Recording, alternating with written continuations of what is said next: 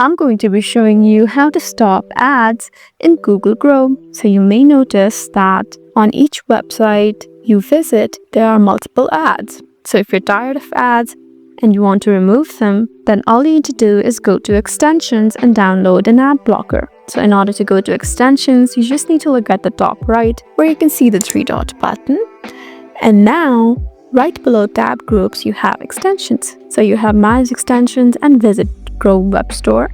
Since we're trying to download a new extension, just go ahead and tap on the second option, wait for it to load, and now just search extensions. You can type in ad blocker and enter. And now you can find multiple ad blockers here. So just choose the one you would like. So let's say you want the first one, just go ahead and tap here and tap on this button that says add to Chrome. Immediately after you tap here, this should be downloaded and you would no longer be disturbed by ads.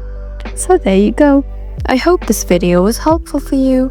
Please leave us a like and drop us a comment down below, and we'll see you again in our next video. Thank you for watching.